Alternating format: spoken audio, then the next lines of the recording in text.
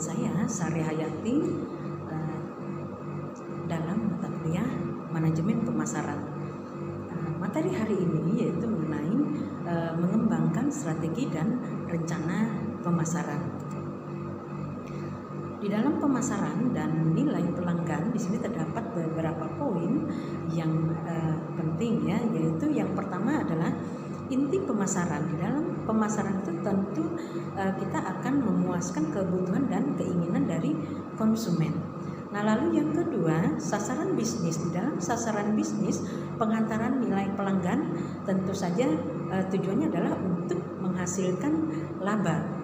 Lalu di era ekonomi saat ini, di ekonomi yang kompetitif penuh dengan persaingan, nah tentu saja kemenangan itu akan dapat diraih oleh perusahaan yang dapat menghantarkan nilai yang bagus.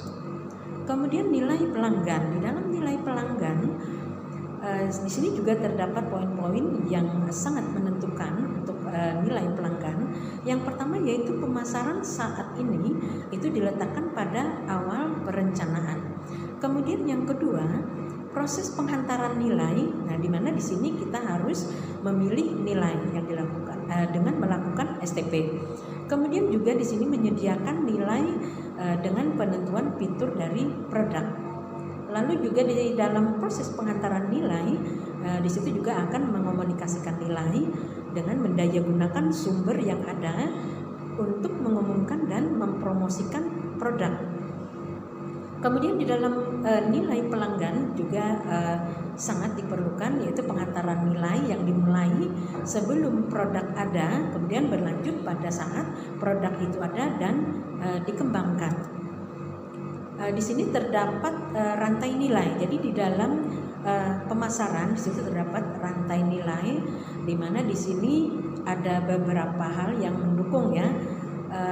Yang pertama yaitu kegiatan yang mendukung. Kegiatan yang mendukung di sini tentu saja harus ada infrastruktur dari perusahaan. Kemudian manajemen sumber daya manusia yang bagus. Lalu juga di dalam kegiatan yang mendukung yaitu pengembangan teknologi ya, artinya kita jangan sampai ketinggalan untuk mengikuti teknologi yang terbaru. Selain itu di dalam kegiatan pendukung juga harus ada perolehan, artinya perusahaan harus punya laba, harus mendapatkan keuntungan dari produk yang dijual. Kemudian di sini juga ada yang termasuk dalam kegiatan utama.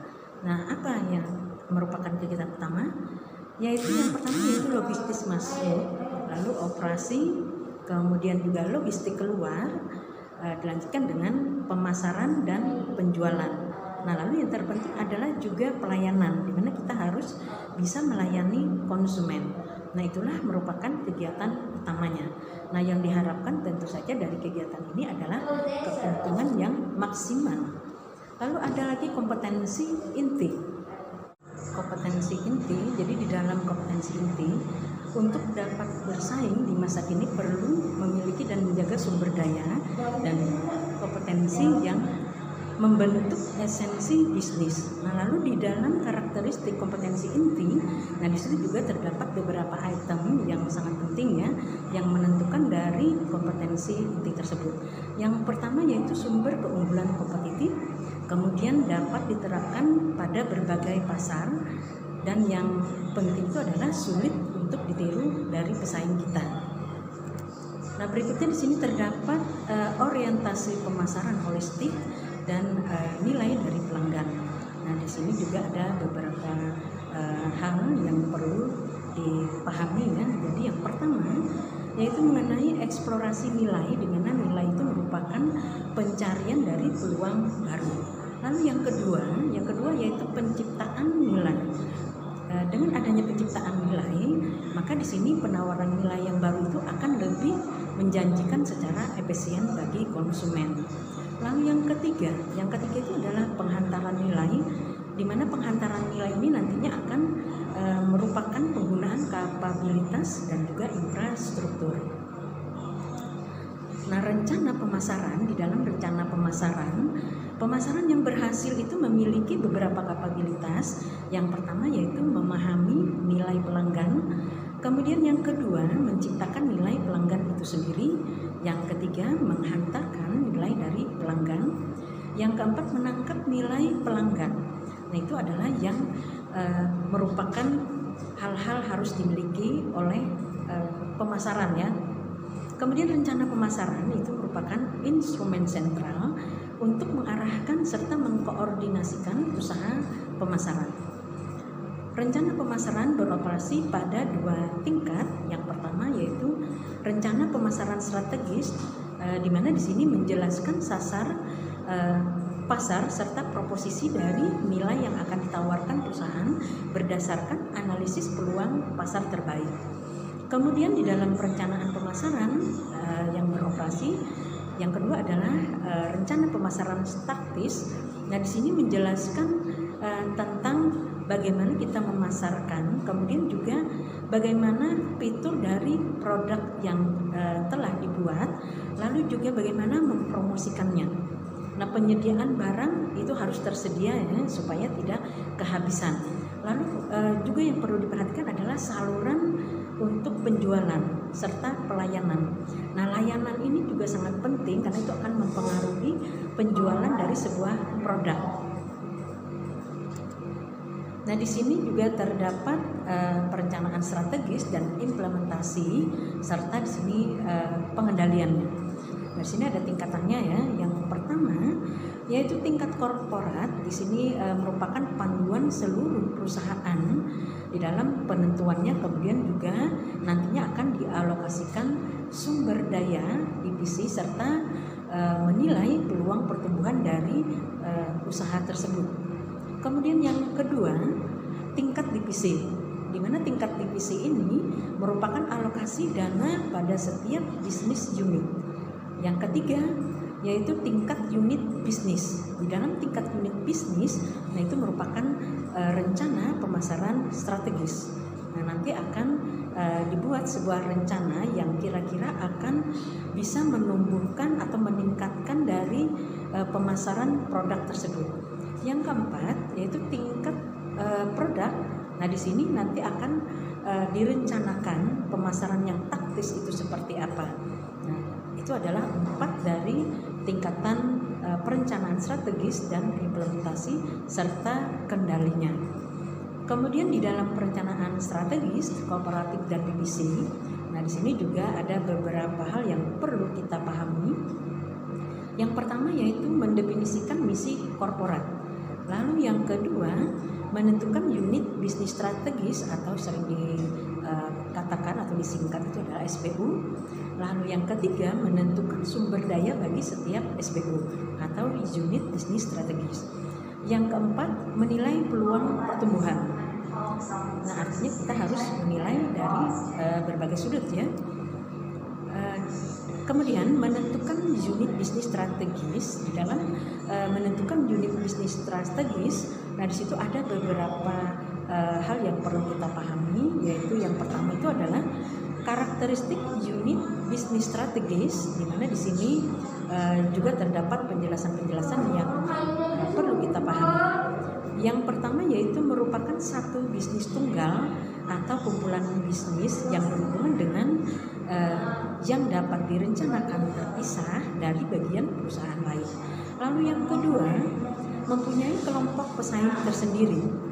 Yang ketiga, mempunyai manajer yang bertanggung jawab atas perencanaan strategis, kinerja laba, dan mengendalikan sebagian besar faktor yang nantinya diharapkan dapat memberikan keuntungan atau laba.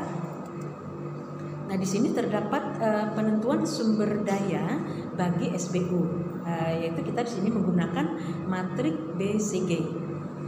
Yang pertama di dalam gambar, di situ terdapat kolom 1 ya. Di kolom 1 itu adalah tanda tanya atau sering disingkat atau sering disebut dengan question mark. Nah, itu merupakan unit bisnis yang berada pada pasar yang memiliki pertumbuhan yang tinggi. Nah, tetapi pangsa pasarnya itu relatif sedikit.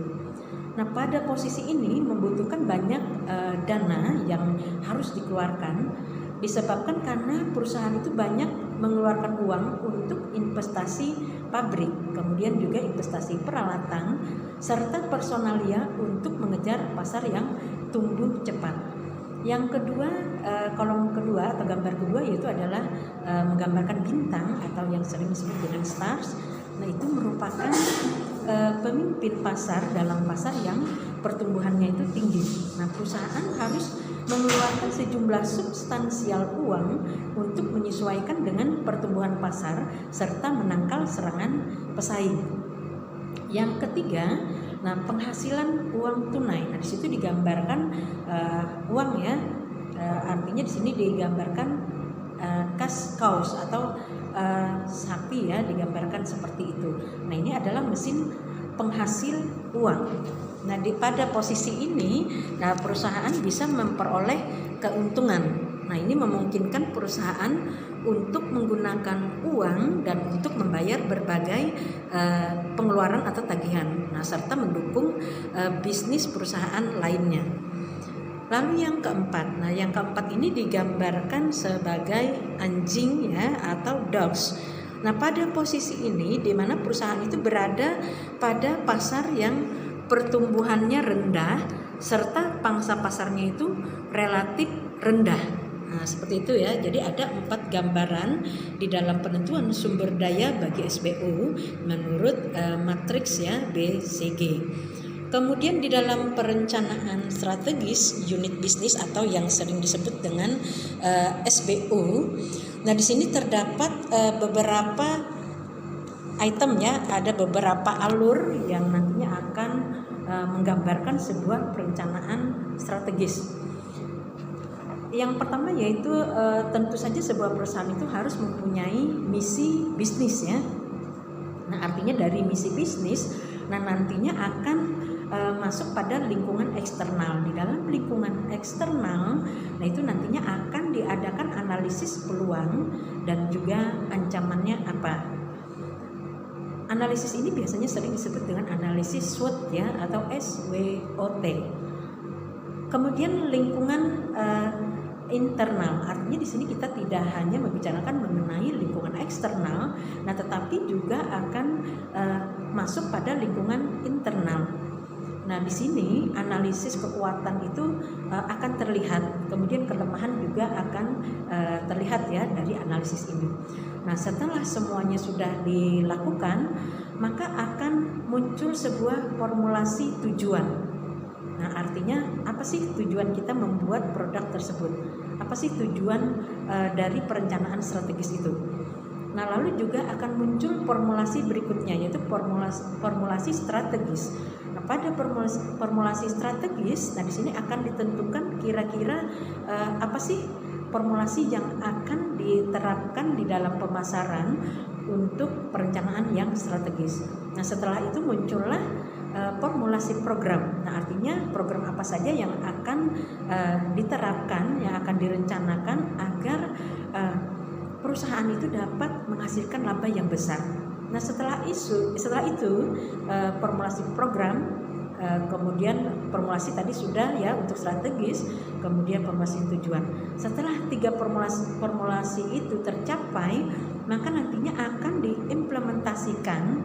Tentu saja setelah diimplementasikan diharapkan nanti akan mendapatkan umpan balik. Nah, kemudian dari umpan balik juga kita akan merencanakan yaitu kendalinya sehingga kita dapat mencegah apapun kelemahan yang kita miliki. Kemudian juga kita akan dapat memunculkan kekuatan apa yang dimiliki oleh perusahaan. Berikutnya sistematika rencana pemasaran. Di dalam sistematika rencana pemasaran, di sini juga terdapat beberapa hal yang penting ya, yaitu yang pertama rangkuman eksekutif, lalu yang kedua analisis situasi, yang ketiga strategi pemasaran, yang keempat proyeksi keuangan, kemudian yang kelima adalah kendali implementasi.